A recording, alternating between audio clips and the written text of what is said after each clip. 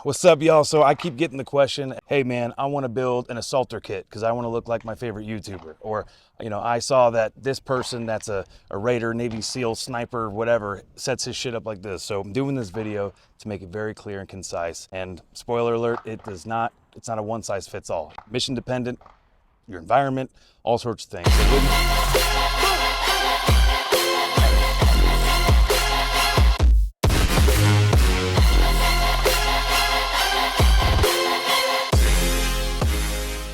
So with me, I got my boy, my brother. This is Orlando, AKA Raider World. Go ahead and tell them about your background. All right, so spent about good 14 years in the United States Marine Corps.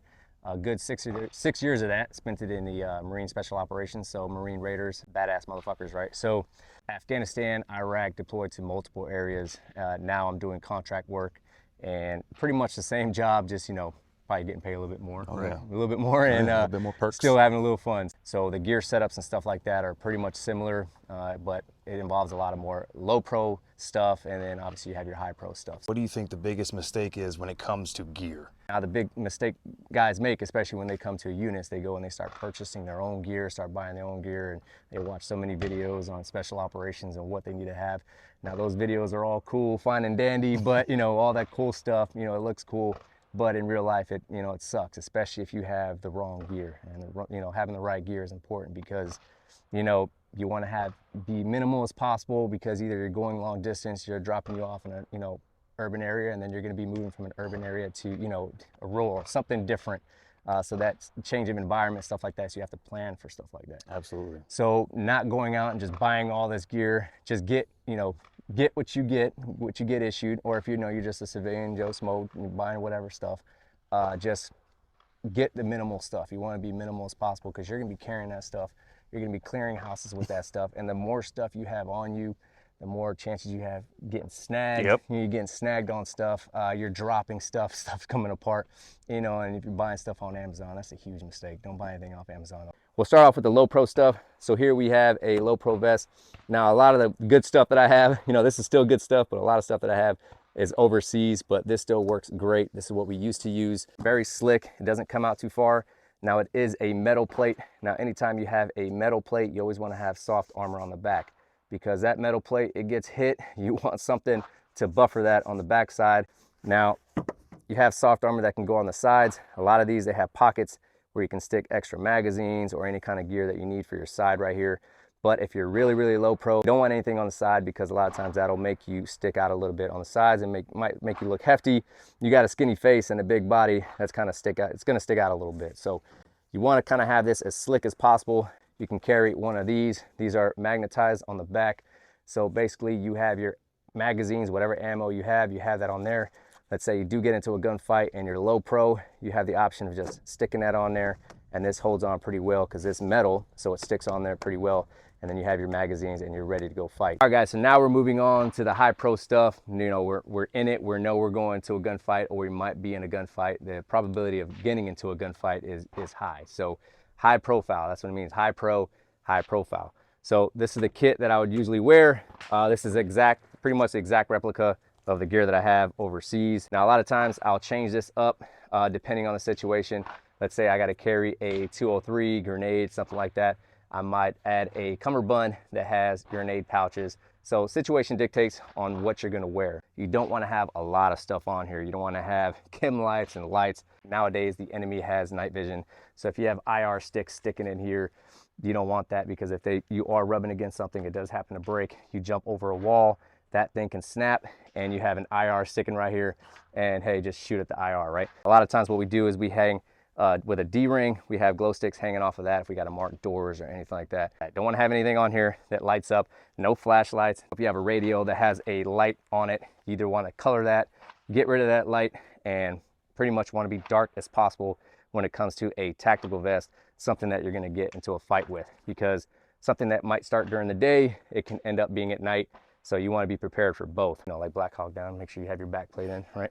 So with this one, you are going to have sappy plates on the inside, as well as soft armor in it. You always want to double those up, because if you do take a round, it does not feel good. You take a round, it cracks that sappy plate. You want to have something that buffers that. Now, by no means is it not going to hurt, but you want to have that in the background. That way you're not having any type of internal bleeding, anything like that that round might cause. For the upper part here, it depends on what the situation is, right? A lot of times if you're doing a lot of call for fires, you want to have important information here like medevac, different kind of fire cards, whatever unit you're working with, because you will have other units that you're going to be working with as far as air. You want to have all that information right here. Now you don't want to have so much information where if you lose something, if you lose that, it's going to, you know, ruin, compromise the mission. So you want to keep it as simple as possible, something that you can understand, and both you and the pilot, if you are calling for fire, that both of you can understand, because when you are talking to pilots, a lot of times they just want you to talk normal. They don't want you to talk all tactical. Right? For here, I do have a phone mount that has a GPS tracker, different stuff on here where you can use for navigation. So it flips down. I don't have that with me. I do have it overseas, but it flips down, has an ATAC on it, different maps that I can read while I'm moving, and I can flip this back up. But like I said, you always want to make sure if you are at night, you want to be cautious of that. You don't want to be shining yourself and letting everybody know, hey, here I am, here's my, just shoot right here, right?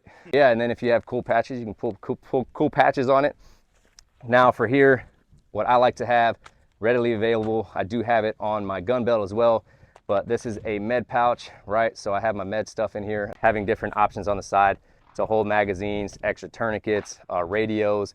Usually we carry 2 radios at all times. So you have a 152 or you have a Motorola, or if you have a different kind of radio where you're listening to the enemy talk, which is funny, but you know, that's a different story.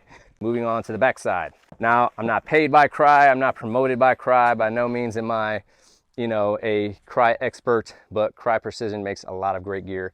They're high end. They're going to be the top dollar, but they're the best. They're pretty much going to put out the best gear out there, and it's going to last you a very, very long time. So, Camelback. I've seen it before, and I don't know how many times I told guys that you only need so much water for how long the mission is. Now, the mission could last longer, right? Now, if the mission lasts longer, if you're in the local area, a lot of times you can just drink the local water, right? Or you have those little tablets you can put in the water and, you know, take the risks. But you don't need to carry a lot of water on you. Usually for us, the mission is fast, quick, we're in and we're out, right? But there's also been missions where we were there 3-4 days. Obviously, we bring more water with us. We have more gear with us.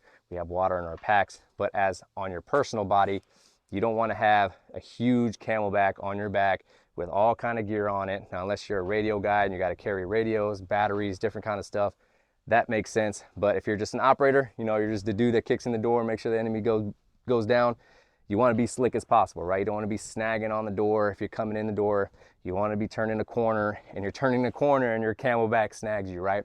I've seen guys come out of helicopters and they get snagged up by their Camelbacks. It's not funny, but at the same time, it's funny because, you know, they owe you a case of beer. We're moving on to the gun belt. Now, the biggest thing I tell guys, they buy gun belts, you really want to invest in a good gun belt. And when I say good gun belt, I mean you have the ones with the Cobra buckles. These click in very well. They're not going to come off on you because I have seen some cheap belt where this comes apart and your belt's on the floor and you really look silly. You have Velcro all the way down. So a lot of gun belts I've seen, you're putting the Kydex over the belt, right? So you're losing points of contact, you know, points of contact from the Velcro onto the belt itself, and that can come loose on you. It just moves around a lot. So having consistent Velcro all the way down and having that full attachment on there keeps this nice and snug, doesn't move around, because when you start putting all this stuff on here, you have different points where the Velcro is not going to attach. So having that MOLLE on the outside, you can't really see it because it's attached, but having the MOLLE on the outside and attaching your gear allows you to have all that Velcro all the way down, giving it a good secure hold onto the belt that you have. So you have your hook and you have your loop. So putting this on, right, full engagement all the way around, having this clipped in right here, making sure everything fits. Right, so now I have full attachment. This is not moving anywhere, right? Now I got big hips, so this helps a lot with my gun belt. It's not gonna slide down. My hips won't allow it. So if you have skinny legs or, you know, small hips, your belt will have the tendency to drop down. But if you have that belt with a full engagement all the way around, it's gonna keep this thing from moving around left or right, up and down.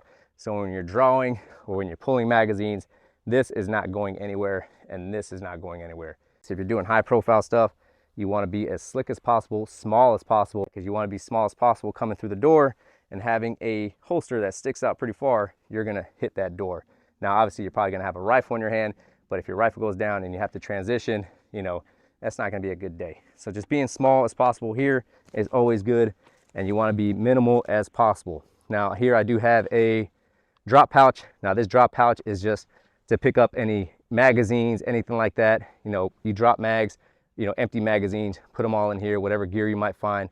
You can even put, you know, SSC stuff if you find stuff you want to know what it is later, phones, anything. This is good for that. Here I got 2 extra mags, so anytime you have your magazines, you want to place them where you can reach them. You don't want to have them way back here where you're fighting to get a mag. You want to be able to slap the bag, grab the mag, and it's always important where you have this orientated, because if you have this orientated this way and you come up to slap it in your gun, it's facing the wrong direction, right? We don't have any ammo in here right now, but you always want the brass facing forward. Now, what I call this med kit for is for your buddy to take care of you. I don't want to be pulling this out to help on myself, because if I'm shot in this arm, something's wrong. I don't want to be trying to pull this thing out. Having the essentials in here, like chest seals, your needle Ds, MPAs, pretty much everything you want it in here so your buddy can work on you. You always want to have more than one tourniquet. I would say having about 4 or 5 tourniquets is great. Now you got to stash them in different places like pockets and stuff like that. You don't want them hanging all over your gear, but having 2 at least on your gear is the way to go.